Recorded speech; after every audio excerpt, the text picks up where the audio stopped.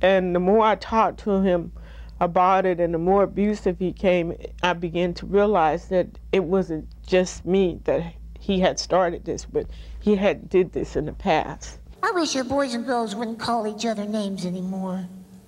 You know those little childish names like Four Eyes, Stupid Dummy. I wanna live my life your way, more like you, Jesus, every day.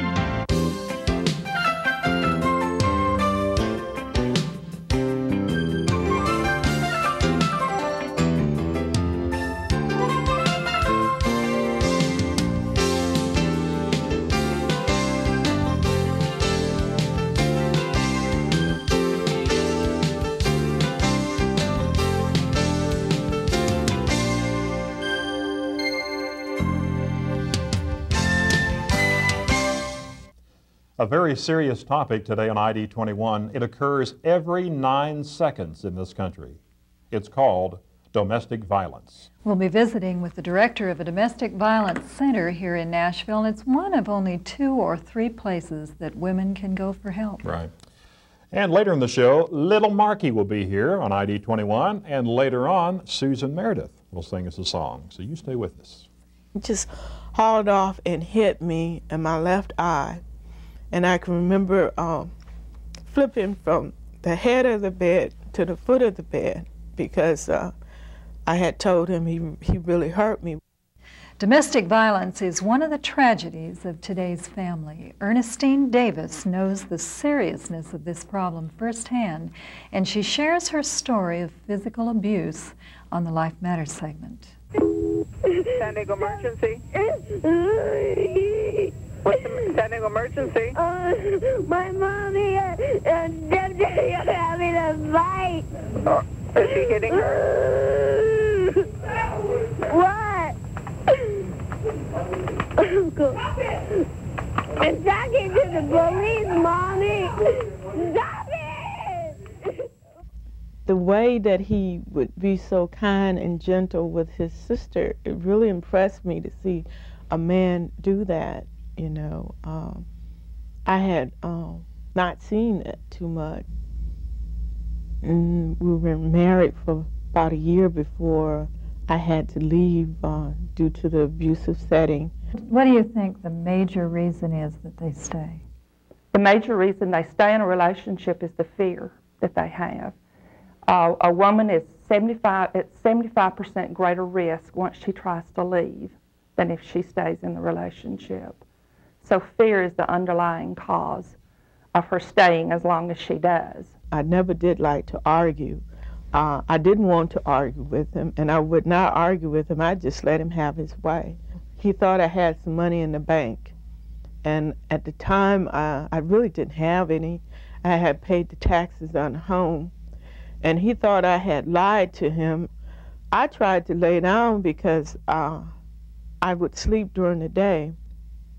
Well, I guess about an hour or so after I had fallen asleep, he woke me up and said, "There you go, I know you have some money," and just hauled off and hit me in my left eye. And I can remember flipping from the head of the bed to the foot of the bed. I began to realize that it wasn't just me that he had started this, but he had did this in the past. It is generational. It continues, and it's just a cycle that repeats itself. I had kind of alienated myself because I didn't want people to know that this marriage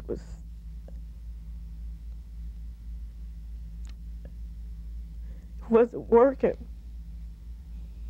I got up the next day and called, and she gave me the directions to the shelter.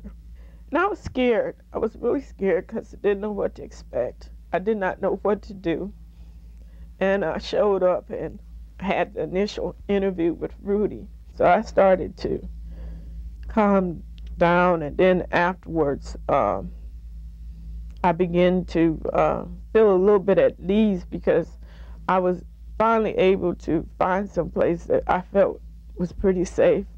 But there is this fear that only a person who has been abused can understand. as much as you don't want to be afraid, you are afraid, and it gets inside and takes control of everything. Most abusers, I think, would really want to change, but domestic violence is such a serious problem. It's as loud as a gunshot, or it can be as silent as a tear. We need to put a stop to it. What's going on? They're having a fight because this has been going on forever and ever. My father had some alcoholic friends, and one of his friends molested me. When I knew we were going to be doing this show on domestic violence, I knew that I had to have Carol Fox on the show to talk about her story. You tell us, what happened in your home? As a little girl of 2, I lived in a home where my father was an alcoholic, and my mother worked full-time as a registered nurse, and I saw very little of either of them. The time I spent with my dad was a time that was uncomfortable for me because I was needy and lonely and had an older brother who was outside playing quite a bit and not around the house very much. So the acceptance I found and the love that I felt was in the arms of my father in a very ungodly, uncomfortable fashion. How old were you then? How old were you when this began? I believe it started when I was around the age of 2. When do you remember, as a child, feeling molested? Well, my father had some alcoholic friends, and one of his friends molested me. And that's the first real memory I have of it. And I felt like because it was somebody outside of my home, there was something different about it. It must be wrong. And I started feeling more and more uncomfortable about everything that was taking place. And when my father found out about his friend, he got very, very angry. And that told me something, too, as a little girl. I was probably about the age of 5 or 6 when that took place. But what about standing up, a little child, trying to tell anybody about somebody she loves, like your father, and you loved your father? Yes. But do you stand up and tell about him when you're a little girl and being molested by your own father? I don't think I ever told anybody. I don't think I really understood until I was about 12 or 13 years old that it was wrong. Because that was the only love that I was receiving. The rest of my family really didn't know how to love. The words "I love you" were not expressed in my home. Not much affection. No. And how was your relationship with your mother? It was distant because of her work hours. Obviously, as a little girl, I was in school until 2:30 or 3, and my mom was at work from 3 until midnight. At some point, all of this ended with your father. I when think was that? I think it was when I started to have an interest in boys. And it was just like a light went off in my head that this touching that he was doing was wrong. And the very instant that that light went off, I just told my father to leave me alone. And did he? And he did. He did. There was never any fight or, any struggling or anything like that. But then, instead of it being a physical sexual abuse, it became more of a mental abuse. I think it's very important for parents to learn how to show love, especially if they don't know how. I really didn't learn how until I met my husband, Mark, when we were 16. And he just wouldn't quit telling me he loved me.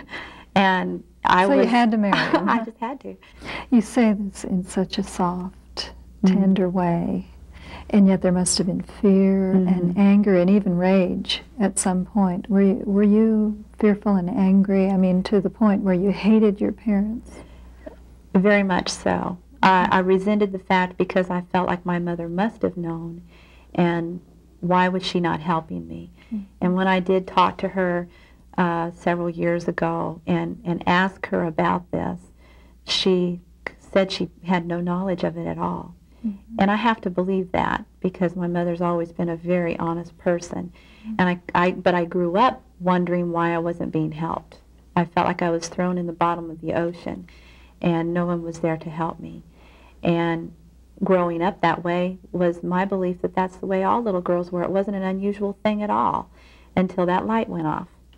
And once that light went off, all this rage started building up in me because of the fear of the unknown, the fear of people and men in particular, all the uncleanness I felt, the things that were so special to a young woman were stolen from me. And I didn't know how to deal with all of that.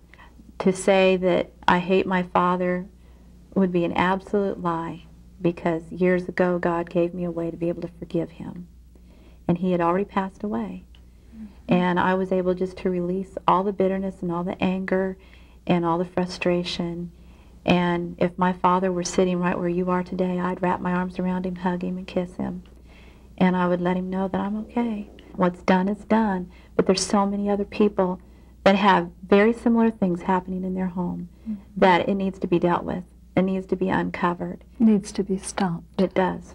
Carol, you have such a wonderful attitude about this, and I know that part of that attitude has come with growing in a household with actually a little Markey Fox who is a wonderful man named Mark Fox, and Larry is going to talk with him about a little bit more about this story and how he came into it.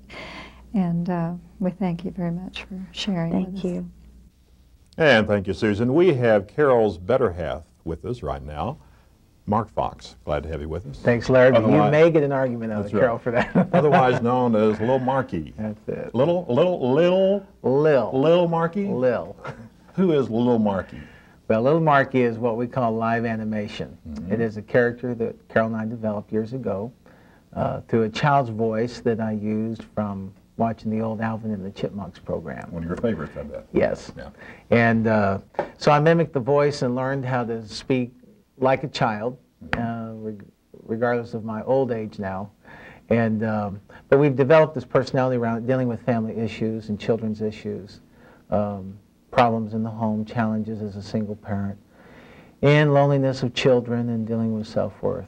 So you use his voice to communicate with kids, to get a message across. Kids, adults. Yeah. Live in concert really is basically geared more towards the older age, and the tapes and the videos and that kind of thing is more towards the kids. Okay, let's give the viewer an example of this. This is from your video cassette entitled Mark Fox. Nice picture of yourself on the front there. Original. That's real nice. Thanks. Let's take a look at it. We'll look at the clip entitled I Wish My House by Mark Fox. Now, you're not looking at little Markey, though. You're looking at the other guy, Mark Fox. The reason why is because I live in this section right in here. This is my home. This is a 2-bedroom condominium. In fact, I know there's a few of you in the real estate business too out there. Oh, well. Oh, I wish things were different in this world. I have a lot of wishes. I wish your boys and girls wouldn't call each other names anymore. You know those little childish names like Four Eyes, Stupid Dummy. The Bible says, let each esteem the other better than themselves. That's most important, you know. I have a lot of wishes. I wish I had a lifetime supply of Kentucky Fried Chicken. That's what God created on the 8th day. I wish you only had to go to school 1 day a year. Bunch of scholars out there. Wish Daddy only had to go to work 1 hour a week. Yeah, that's good preaching. Wish Mommy didn't have to go to work. We're tired of coming home to an empty house. Opening up the door and walking through the living room into the kitchen, opening up the cupboard and taking down those cookies Mommy bought at the store called Almost Home. We want the real thing, hot and with cold milk. I wish there were no such thing as divorce. This is a dream. that should be a reality. My thoughts are filled with special dreams that only God can see. It's a happy place with Mom and Dad. That's us, a real family. We'd laugh together, sing a song, and play a game or two. We kiss and hug and pray each night. Our day ends with I love you. I wish that at the end of every night, the last words spoken in every home would be these: in Jesus' name, amen. That's some good stuff. And funny stuff, too. Thanks. You do this quite often? I have for 21 years. And making a fortune at it, I bet. Oh. Would like to. Well, no, I don't care about the money aspect, but yeah. God provides and we're happy. It's truly a ministry, isn't it? It is. It is. A lot of people will listen and they will ponder, and many will remember things that they haven't thought of in a lot of years. Right. Susan spoke with your wife a little while ago about the sexual abuse that she experienced as a child. Right. How does that affect you as her husband? What baggage does that bring along? Well, I've had to deal with the emotions. One of the things that was unique to me is I had to not put my wife in the perspective as an adult woman, but to think of her as a child. That was difficult, and to me it was something that I really had to deal with, because for a time, very short time, thankfully, but I would look and I'd say, why did you let this happen? As though I was speaking from adult to adult. And she, through tenderness, said, I was a little girl. I didn't know anything better. I had to deal with that and come to terms with that. Then I had to come to terms with her father and her mother, and not allowing bitterness to come into my heart towards them, and to try to understand from their perspective why they allowed themselves, and especially her father, to behave in such a fashion to cause such damage. We have a little statement we've used for years: it's okay to hurt, but it's wrong to live in it. In other words, not to make that my whole life. It happened. We have to deal with things in life, and we move on. Weren't you mad, though? I was angry. At her father? Very angry. And just very, wanted very to, angry. you know. I did. I wanted to. There was a part of me, but that's okay. That's a natural emotion. That's something that doesn't have to be squelched, but it does have to be dealt with and communicated and moved on through. Appreciate you being with us. We're going to take a break now. When we come back, we'll listen to Susan Meredith sing a song entitled Show Me How to Love. Stay with us. Show me how to love in the true meaning of the word. The song mentions battered women, and when I thought about the song and thought about the line in the song, it says, show me how to love, and the thing that we don't do enough of is love each other. You didn't have to leave the glory of heaven, yet you became a simple man. You didn't have to serve the poor and afflicted, yet you knelt and healed our brokenness. No greater love has been given. You became the ultimate sacrifice, creating me the heart of a servant. May this be my one desire. Show me how to love in the true meaning of the word, and teach me to sacrifice, expecting nothing in return.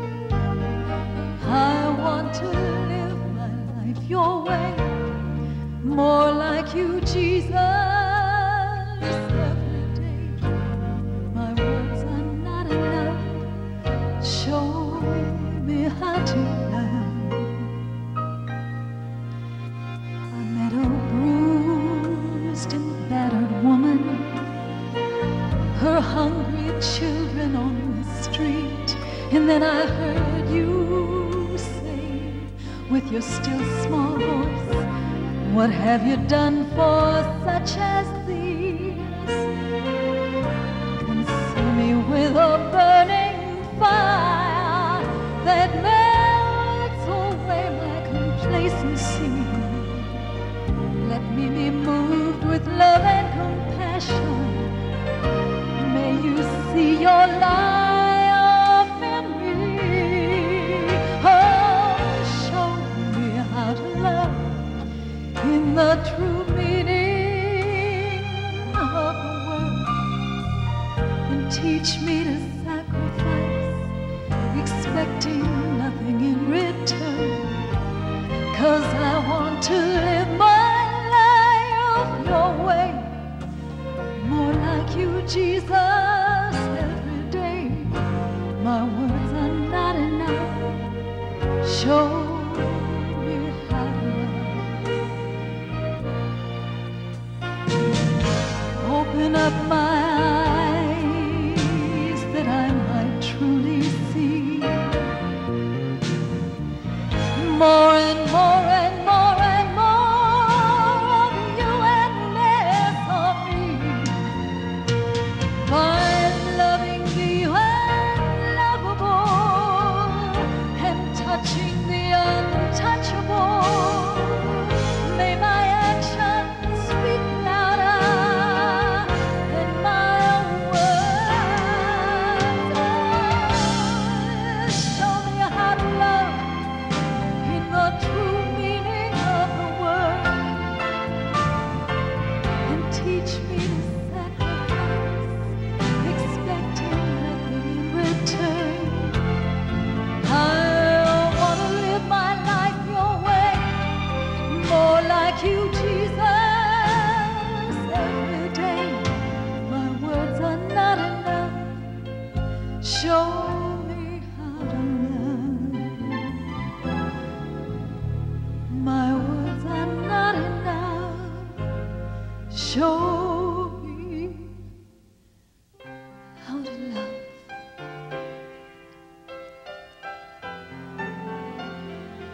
Show me how to love.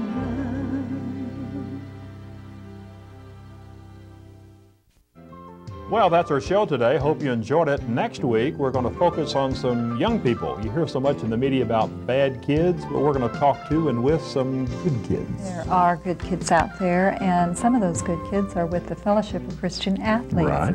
And they're going to be talking about some of the, you know, they have a lot of peer pressure, Yes. they have a lot of temptation, and they're going to talk about how they cope with that. All right. Also on the show, we'll talk to one of the winningest college basketball coaches in the nation, and you'll meet some blind wrestlers.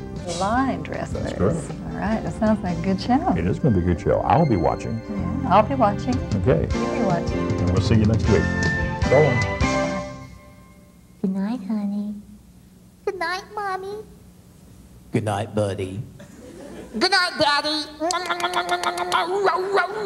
Those are hugs and kisses.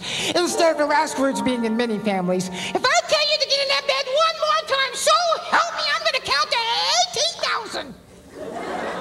I wish mommies and daddies would quit learning how to count. That's what I wish. That's what